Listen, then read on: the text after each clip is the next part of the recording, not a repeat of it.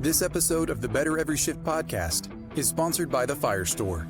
Learn more about getting the gear you need at prices you can afford by visiting thefirestore.com.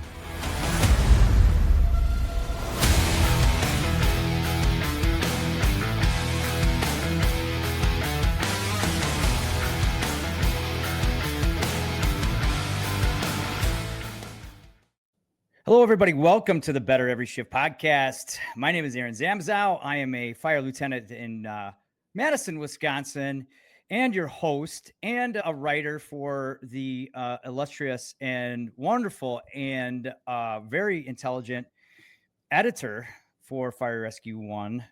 And I like to call her the commander, who is also with us, Janelle Fosquette. Janelle, how are you doing today? Welcome. Thanks. I'm doing great. Well, our guest today is one of, again, you continually make these contacts with some of the most influential and inspirational and intelligent leaders within the fire service. And today there's no exception. It's a little more personal to you because our guest and you had a great conversation and met at Science to the Stations last year. So I think it's pertinent that you make a formal introduction of Fire Chief Corey Smedley today. Oh, I would love to.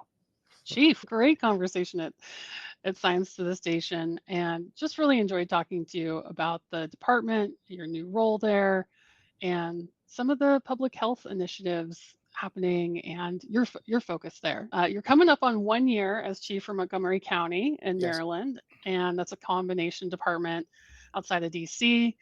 For our listeners who may not know you, you were previously the fire chief in Alexandria and deputy chief for Prince George's County. And I think we've got a couple contacts in common there at Prince George's County. Couple. Just a few. And you're the first chief to be promoted from outside the department. So that is a very unique experience, and we'll dig into that a little bit in the show as well. But thank you for being here and welcome to the show.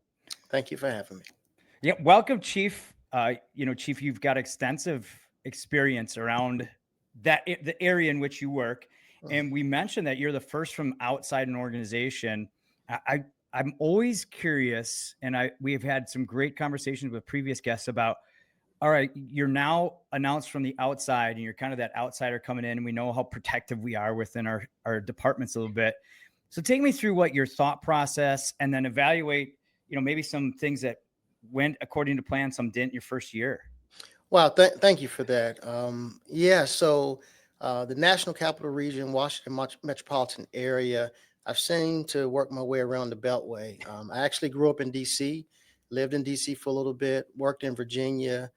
Never lived in Virginia, but worked in Virginia as a fire chief in Alexandria, and then in two Maryland departments, which are very similar in size and complexity. Prince George's County. Actually, today, I didn't plan this, but today is my actual 30th year in the fire service. Is that right? Yeah. Congratulations. Yeah, so thank you.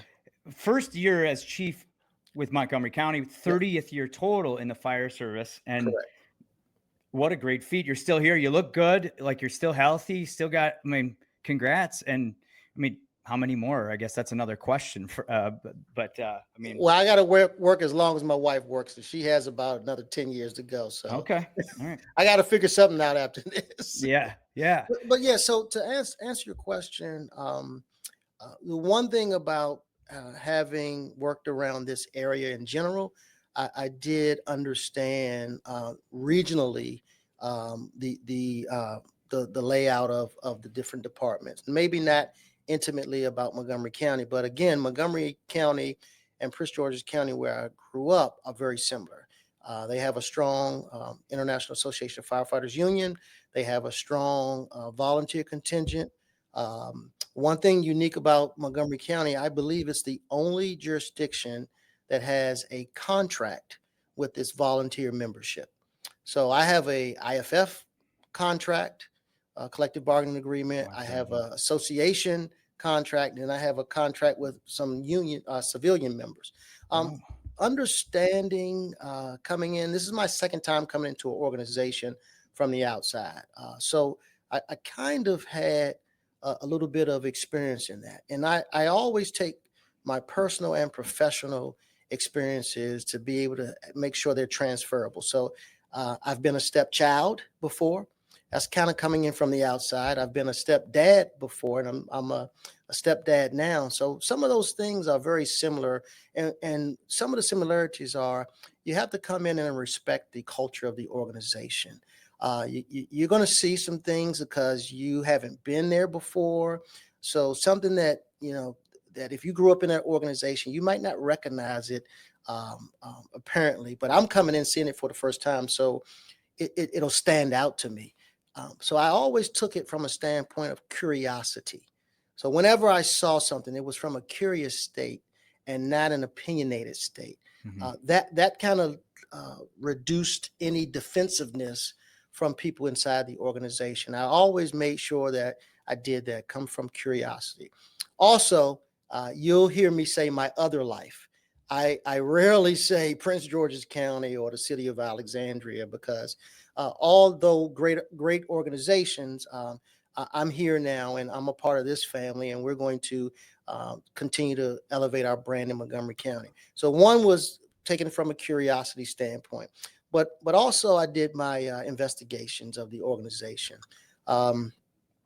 When I got a call to be considered, from the time that I knew that my name was going to go forward from the county executive for nomination to council, every day I was in Montgomery County, not only in the jurisdiction, but in the department, in the government, in different neighborhoods, meeting people, learning the culture of the community, and getting intel to see what are things that are important, not only to the community, but the department and the government, but what are some of the things that they wish that would happen. So I did a lot of intel prior to coming here. And then I have a mentor, and my mentor helped me quite a bit. He made me reflect on my first time as a fire chief and the things that I learned through that process, what I did well, where I didn't do so well, and what some of the things that I've learned in that journey. All those things helped me to improve with getting ready to come into a new organization. And then I literally, I won't say every, but probably 90% of the fire chiefs in this region, I went and sat with and talked to. What do you like about Montgomery County? What are the things that you have a challenge with Montgomery County? What are the things that you're doing well in your organization that is not something happening in another organization? So all that information I just put into my menu, and I kept it into a file that when I came into the organization and really start to be inside and be able to get firsthand and intimate knowledge of what's going on, I was able to use some of those things. And really, I came with an approach of, listen, ladies and gentlemen, my mantra is faith, family, and fidelity. Faith is doing things in order and making sure that I am giving grace, and I expect grace because we're going to make mistakes coming in. Family has taught me how to really challenge myself, understand that there are more than myself that I have to look out for, and please make sure that I'm doing things in the right interest for everybody. And then fidelity is really having a faithfulness to the service, not thinking about what I might want, but what is in the best interest to the service. And taking that approach, I've really had a welcoming situation coming into Montgomery County. And I think all those things kind of helped me. I learned from obviously my mistakes I've made in the past, but those things really helped me come into this organization really with a soft landing, in my opinion. I like that. Soft landing. And, there's a great quote. I actually got it from Ted Lasso, and I think he got it from Whitman or something that says, "Be curious, not judgmental." And I think you really highlighted that, right? Like come in. And I also love the fact that, right, firefighters hate it when you say, well, at my previous department, you say their name, we used to do this. And you think they just shut down right away, don't they? Yes, they do. They're very opinionated. Strong passion, thoughts about what they believe in. And that's, I appreciate that. I welcome that and encourage that. But I also have to recognize that there's a lot of great things here, and you entered into an organization, and it took a lot for you to get here, and for me to come in and just try to change something or be opinionated about something is not my first right steps coming into an organization. I was very mindful of that. Yeah. I love it. Your idea is understand their culture before you try to even think about changing it, right? Yeah. Whereas, Yeah. Yeah. And there's a lot of similarities. We've had some great conversations with coaches, and I have some friends that coach professionally, and it's the same thing whenever you come into that organization. So you're into it. How would you, what grade would you give yourself? Pros, cons, do-overs? What do you think? Yeah. So, wow, it'll be a year, July 15th. And it is really a wow. We've had in this short period of time, we've had some really great things that have taken place. But I want to start with those not great things. We've had a suicide, we've had a line of duty death, and we had an untimely death through presumptive cancer. And about a little over a month ago, we had just placed a brand new tanker in service, and its very first call, it was rolled and totaled. So the good news is that our firefighter is recovering at home and doing well, and will make a full return to work. So I start with that because in my journey, what I've learned is a lot of times things that shape who you are come through tragedy. It really tests who you are. It tests your perseverance. It makes you vulnerable. It makes you human. And those incidents, those type of unfortunate events really brought us closer together really fast. We embraced each other. We cried together. We learned from each other, and we found a quick connection through those tragedies. Now, no, didn't want any of those things to happen, and unfortunately they did. But I truly believe that propelled our relationship and trust within the organization by helping each other get through together these significant events in our careers. So I wanted to start there. Um, I went through probably a 8.5 month honeymoon, which in my mind is about 2.5 months longer than normal. I still believe that it's a very welcoming organization to me. Right now, we're going through a redeployment or realignment of resource conversation, which is something new at this magnitude inside the organization. So there's a lot of significant um, positions on what should or what shouldn't occur. So right now we're going through that phase of our relationship, and we're working through making sure that we continue to grow our trust with each other, and also make sure that we do the right thing for the community and our organization. So I would say a B minus. Okay. Well, you're in the transition kind of almost. You said the word change, and half of our listeners got cringed, I think, because firefighters, we hate the way it is and we hate change, and so that's it sounds and it looks like that's part of your progression, right? Yeah. Obviously, you make your soft landing into the organization. I love that term. Now you're starting to say, here's some places where I'm hearing we can change. I've seen where we can change, and here's how we make this change. And with that too, you also touched on it's been a challenging year. If you look back on it, is the tragedies, and it's hard for me to Yeah, I understand. right. You know what I mean? Like, Yeah. I know chiefs firsthand just through these conversations. And what I want our listeners to know is that as much as, there's always this, their admin, their chiefs, I had the U.S. Fire Administrator, I had Dr. Lori come up to me and we talked about it. And, she knew 160 some deaths during her term. Yeah. And she said, I felt every single one of those. And I know chiefs take that to heart. Now you have to stand in front of your organization and be strong. But Yep. I mean, looking back at it, I mean, what helped you get through that on you personally? Like, Faith and family. yeah. It really did. I stayed prayed up. I stay prayed up now. I lean on my wife quite a bit. I believe a strong attribute from leadership is showing vulnerability. Mm. And I've shown my vulnerability as a leader. I think it lets people demystify the fact that I'm a chief and that I'm not human. I'm human too, and I cry and I get stressed out.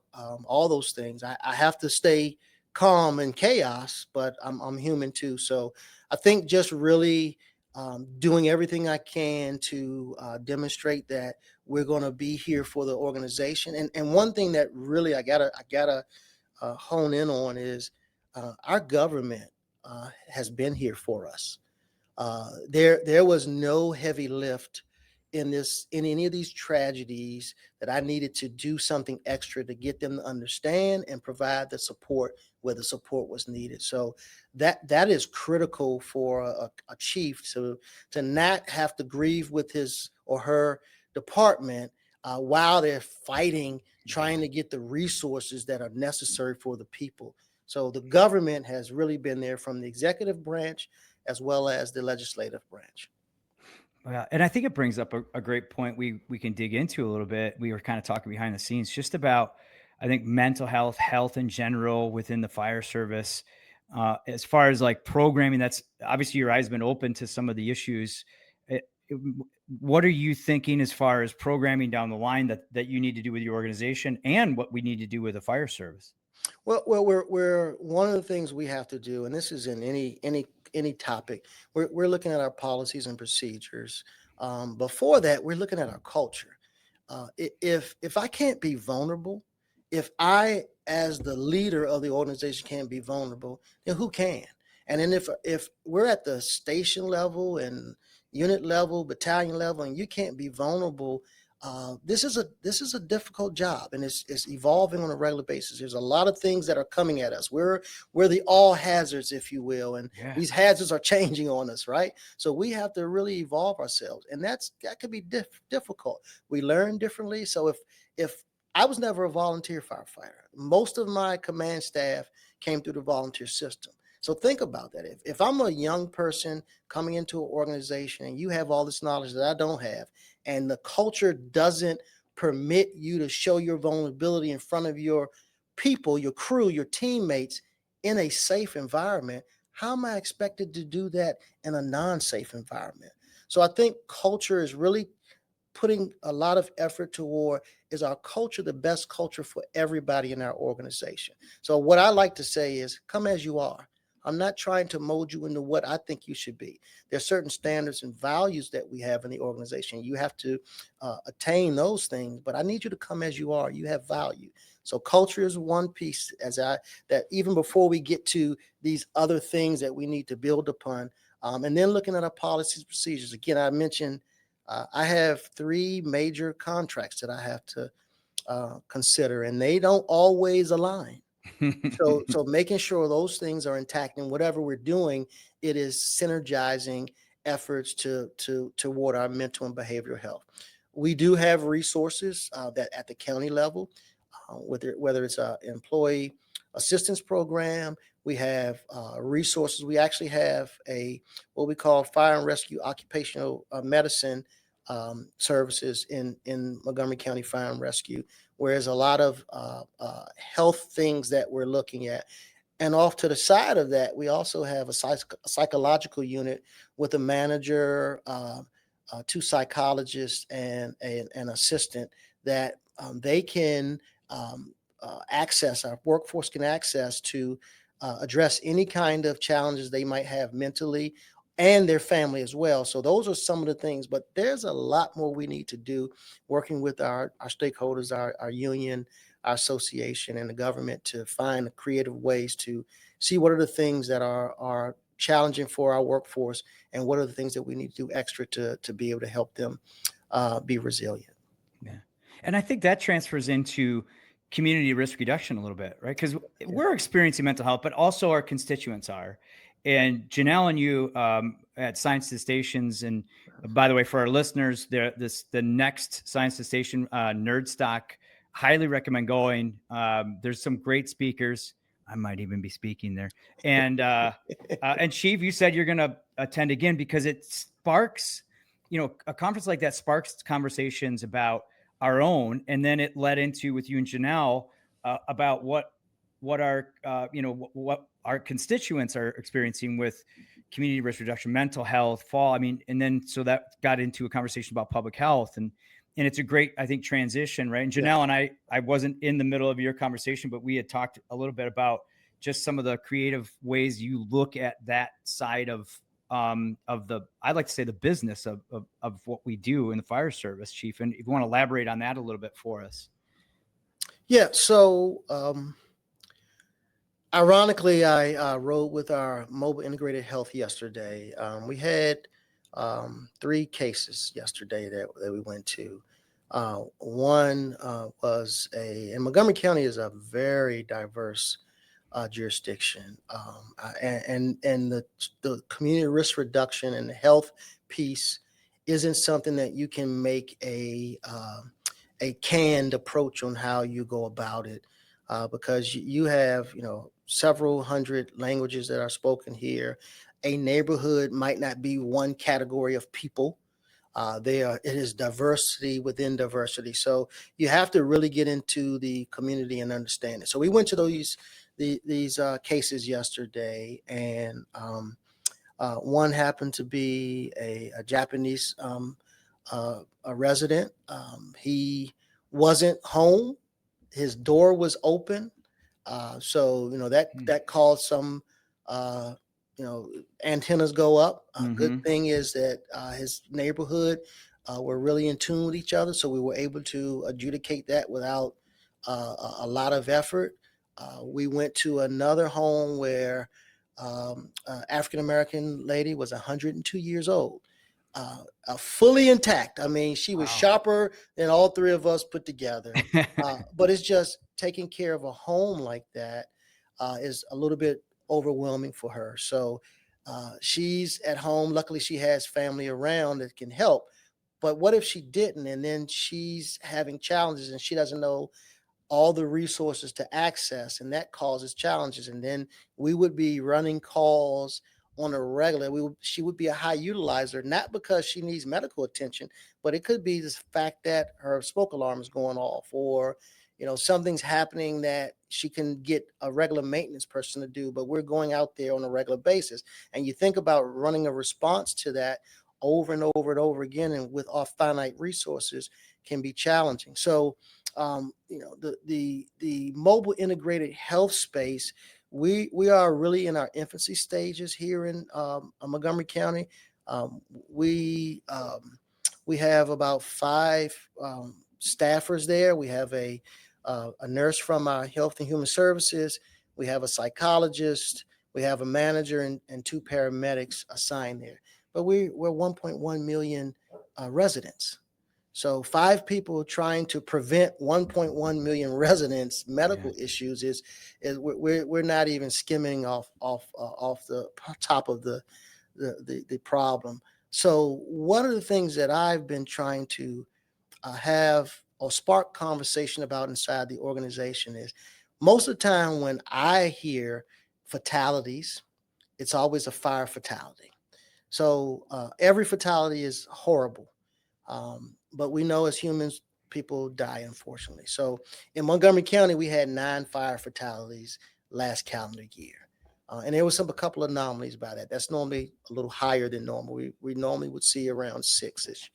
But then I asked the question, how many other fatalities occurred in the county? We saw over 800 other kind of fatalities. You don't hear about that. So when we're going to advocate for resources or try to adjust a traditional method of how we do reduction in our communities, it's not always about response. We're going to continue to respond, but we have to find ways to prevent it.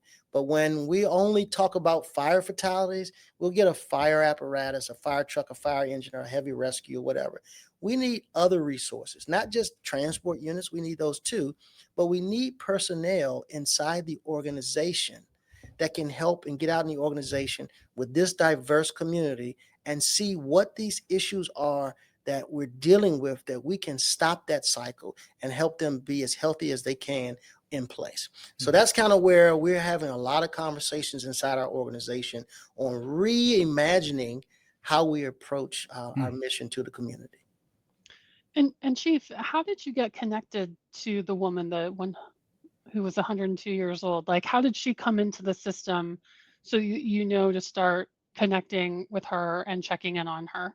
That's a very good question. And yeah, I mean, we didn't set this up, audience. This is organic because I was going to get there. That's the second time we've been to that home and not in a response. Another unit inside the organization, community risk reduction, went to that home. We went to the home to install smoke alarms, and then they saw other things. And now the MIH unit went into the home. But think about that. So that's why I use the word we're in the infancy stage. So we do have some resources that we're really proud of, but we don't have all the resources we need everywhere. So what can we do where when we have a touch point with the community, what can we do to be more efficient, that we handle all their problems at one time instead of using the very finite resources from multiple units inside the organization going to that one address? And that's what we're trying to figure out right now. How do we synergize and make those resources a multiplier, a force multiplier, and not have to use multiple units to go into the same address? And we are having very intense conversations around that to figure out how we can improve in that space. The second part of that, as I'm thinking about just my organizations and other conversations we have with chiefs, is you have to educate your members on that thought process too, right? Like every time you develop a new resource, you also have to broadcast that through your department. Have you found a more efficient way to do that, or is that part of this process? Yeah. So, you use the word that we use. So we have to be very deliberate in our words. So if I establish a committee, that's a nexus to maybe a collective bargaining agreement, right? And there's certain requirements we have to do in that, and that takes some massaging and compromising and working together, and that's great. If I have an issue and we don't have a resolution or a thing to address it, I need ability to be agile, not violate anything, but ability to be agile. So what we did recently was we created what's called a thought partnership. So one of the first thought partnerships that emerged was the automatic fire alarm thought partnership. We were dispatching a certain way. There's difference of opinion on how that works. Montgomery County, in the state of Maryland, there's about 121 residential unsprinkler high rises in the state. Montgomery County has 76 of them. So we automatic fire alarms are important to everybody. It's really important for us for a multifamily dwelling that's unsprinklered, right? And that goes up in the air. So we developed a thought partnership that consisted of all facets of the organization. Rank doesn't matter, affiliation doesn't matter. What matters is we clarify what the goal is we're trying to achieve, and we bring the people together with some subject matter experts, some that doesn't have any expertise in that area because we want them to grow, and we bring them together to evaluate that problem or that thing we're trying to solve, and then we come back with recommendations to the office of the fire chief to figure out how we can move forward. So as an example, a thought partnership is one way that we do that within our organization. And we communicate. I can't say we communicate the greatest. I have been told we are improving our communications. We still have work to do, but we do it from, I do monthly videos. I do station visits. We get out normal ways where we have several podcasts within the organization, obviously after actions, things like that. Tailboard critiques is still going on, and we're finding other ways based on what the organization is telling us on how we can continuously improve our communications. The Fire Store, equipping protectors with passion. Every decision we make as a company is about you, our customer. We wouldn't be where we are today without you, and we don't take that lightly. We understand that having the right gear can mean the difference between life and death. Our goal is to get you the gear you need, when you need it, at prices you can afford. Visit us at thefirestore.com for everything but the truck, and shop our family of brands, including Streamlight, MSA, Lion, Fleer, and more. Now let's get back to the show. Yeah, and that's the challenge with every single organization, I think, right? Plus, at the same time you're trying to communicate this, you're responding to how many thousands of calls. Yeah. Right? Like that's just another thing that adds to the plate of the chief and even officers and even firefighters staying up to date with all the different resources and different things that we respond to. I'm kind of curious about the 800 other deaths. Obviously you're trying to find a trend in there. Where are your initial thoughts on what you're going to try to pursue from the data there? So we have started intel briefings. So for an example, a couple of products have been produced. One, strokes. So we identified, we saw from the data that we're seeing an uptick in strokes, and a Caucasian male demonstrates stroke symptoms a little differently than a Vietnamese female. Mm-hmm. And so we're taking that information and creating intelligent briefings. Where is it happening and what's going on where it's happening? And we're giving that information to our mobile integrated health, community risk reduction, our community action coordinator, that goes out and identifies, but based on that information, where they should direct their work. So it's more deliberate on how they approach that, opposed to, people are asking for something, then we go do it. That still happens, but we want to be more deliberate on where we're seeing things that make us say we need to do something about that. So that's an example of how that we're using that data to be able to improve in our spaces and be more efficient with our finite resources. If we were to talk to you 3 years or 4 years from now, when you look at this aspect of the fire service and your department in general, more of like the community risk reduction, the public health, I mean, what would be a real pipe dream for you to say, hey, oh my God, this is what we've accomplished? So a couple of things. Right now, we're still looking at how we can remove silos in certain places. We've been doing some work in that, but there's still more work to do. Also, the continuum of the information.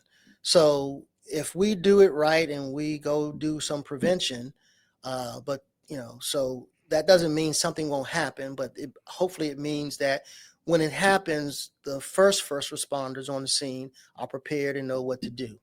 That gets us going. We get there and we mitigate the rest of the emergency.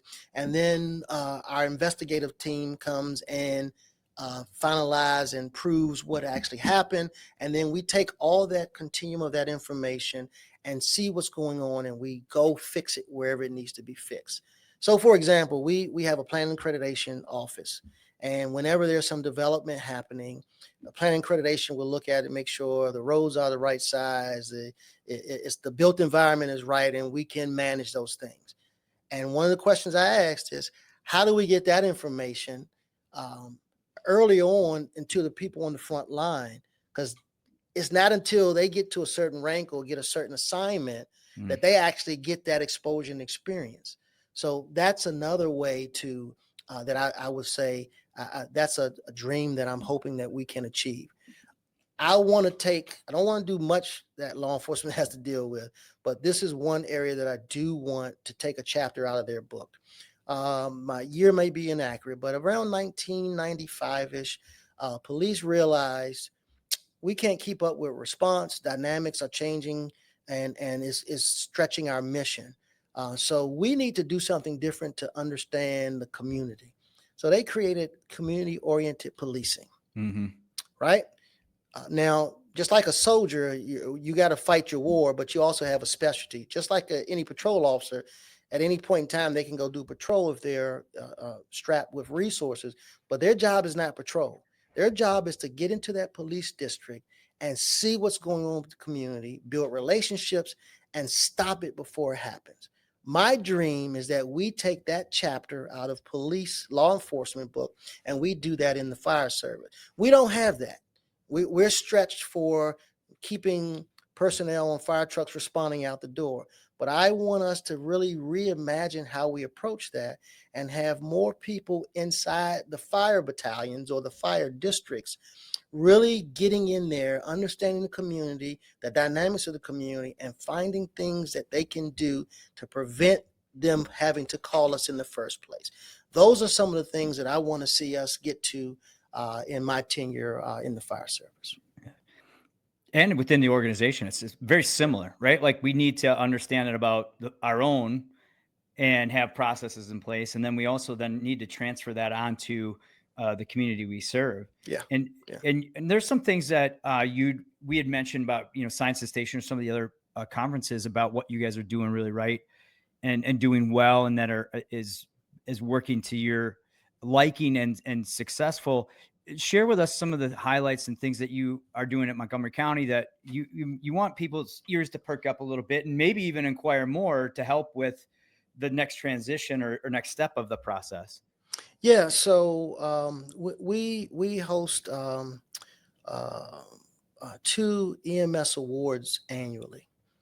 And that is one of the things that it is a tearjerker, because you have the residents that we've saved come back and give firsthand account on how we save their lives, but we also acknowledge our people.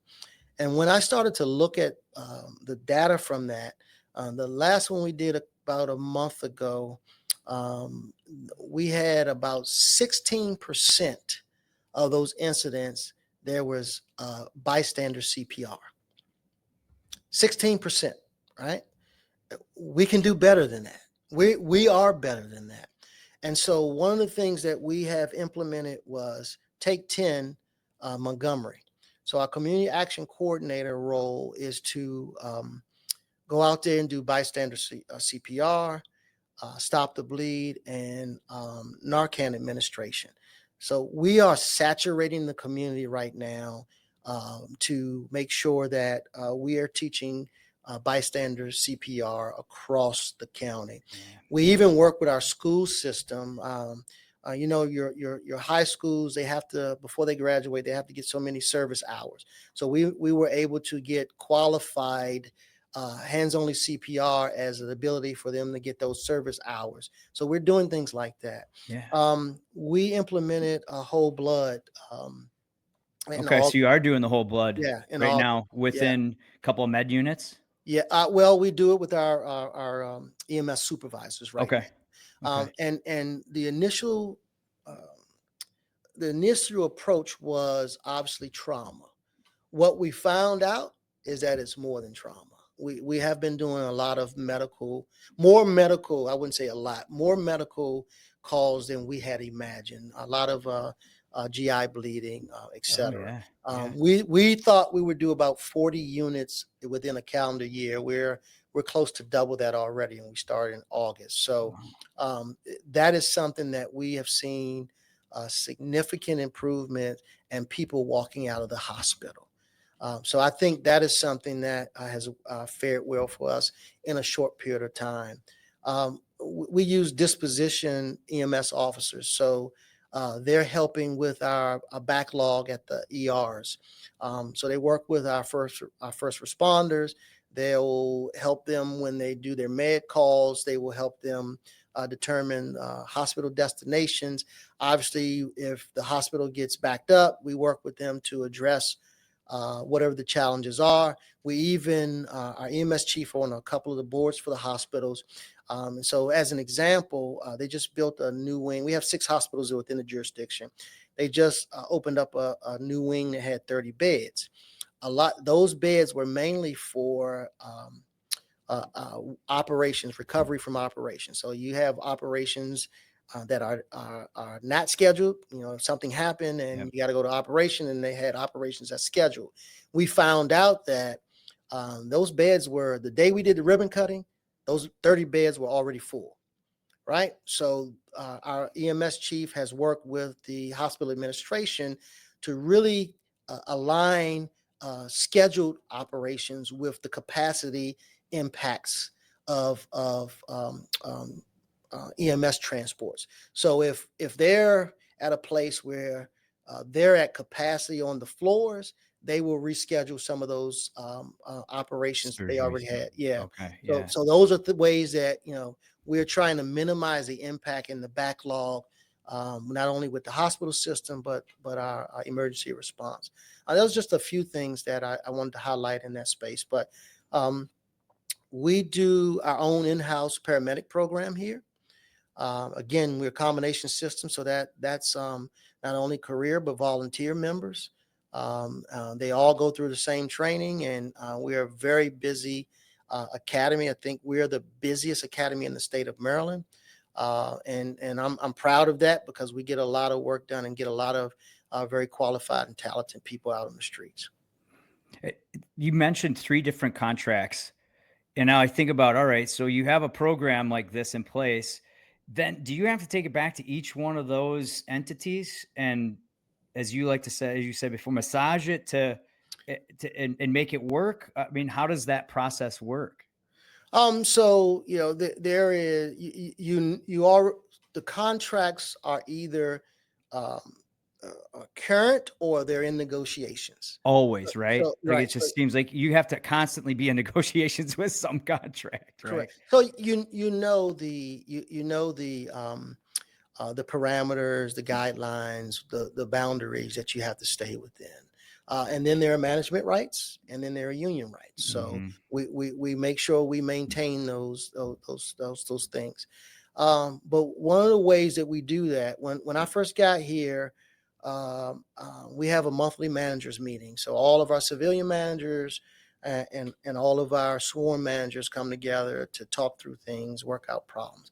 I added the union president and the executive director of the Volunteer Association to those meetings. So we're in the room together having these conversations where we're creating things so that multiple vantage points and views are heard during those initial discussions before we get too far down the road and realize, oh, article such and such in the contract says XYZ. So we're really conscious of those things. And that's, again, culture, bringing everyone together so we can be comfortable in an uncomfortable situation. And it has its ups and its downs in that space, but I think it has the best return on investment when you have everybody in the room working together to address these concerns, because we have the talent.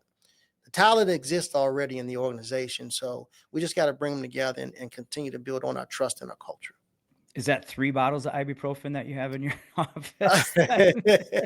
No, it's one thing about coming in from the outside is I didn't step on anybody's toes. They didn't step on my toes. We're starting from a fresh point, Clean slate, right? Clean slate, and that's refreshing, because that I probably know what I would feel with the organization I grew up when we're trying to do this, and the things that I got burnt for previously, or I might have burnt somebody previously for. So that's the refreshing part, coming in from the outside. And building the relationship and not having a relationship already. Well, a lot of good knowledge and a lot of good programs that you have going on in Montgomery County, but it is your 30th year today. So I think, and Janelle kind of put this spark in my head about, a pertinent question would be, looking back at your career, if you could and would share some things, what do you think? What would you tell your younger self? A couple, a couple words of advice on that, and then maybe as members of the fire service are listening to this, maybe a couple things that you're passionate about and wish that the rest of the fire service would really adhere to? Yeah, what would I tell my younger self? I used to stay in the gym, and I that's one of the areas I have to get better at. So first and foremost, I would tell myself, make sure you are staying healthy. Make sure you're staying, you're working out to release some of that stress off of you. That's one thing.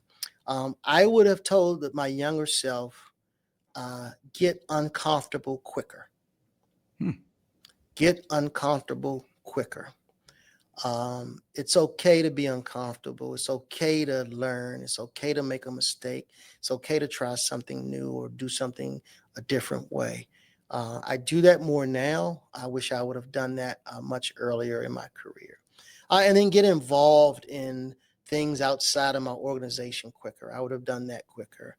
There's still so much that I'm trying to learn, even with 30 years in that, I and doing the accreditation process teaches me that, every time I either do a site visit or, have the opportunity to have a discussion about something through the accreditation process, I learn something. So, getting out and getting exposure to things within the fire service, I wish I would have done. There are other industries that have already figured what we're trying to solve. Right? They've already figured it out. So get out into those other industries more, and learn from other ways, because a lot of the leadership and problem solving is transferable. And I think a lot of times we get stuck in our fire service mind and way, Very much. Yep. and we can get out of our own way sometimes and learn from somebody else and try something different. What do I hope, or what did I wish the service or the department would think about? Anytime that there's a problem we're trying to solve, I think we go to more first too often. I think there are other things that we can do to be able to leverage the resources that we have, and it's not always um, a response that does it. There are other things that we can do, and I want our organization. We do it pretty darn good here. We're going to do it more. We're going to place it on steroids, and that's engaging our community. Again, this community is amazing. I learn something new on a regular basis about the community, and it's like, okay, so you have it here. You name it, you have it here. The restaurants are amazing because it's so diverse here with all the cultures. But I just, if I could get the organization and the fire service to do something, is really just, it's not always about more of fire trucks and firefighters. We need to continue to do that, and I will advocate for that. But there are other ways that we can solve our problems. We just have to sometimes get out of our own way and be receptive to non-traditional ways of the fire service. Yeah. Use the resources that we already have in some cases too, right? Like, and use them, potentially use them differently. yeah. Use them differently. And because we are so used to whatever we're used to, and we try to do something different, and then the world gets a little excitable in that space, and so that's kind of something that we're dealing with right now in our organization, and I'm actually looking forward to the end result, because we're starting to have these uncomfortable conversations out loud with each other, and that's progress. Well, I think you mentioned so many different aspects of progress, success, right? You mentioned, getting uncomfortable, and having uncomfortable conversations early, and continually trying to look outside your organization. And, that's really the essence of what we talk a lot about here. And I mentioned earlier that Janelle has an unbelievable Rolodex, and she continually just gets great guests. And I just get the opportunity to talk to them and pick their mind, and actually personally grow from it. And hence the essence of the podcast, Better Every Shift. So I got to end it with the question, Chief. I mean, there's a lot of aspects that you have talked about with growth and development, but which one are you and are really focusing on now? I mean, how are you working to get better?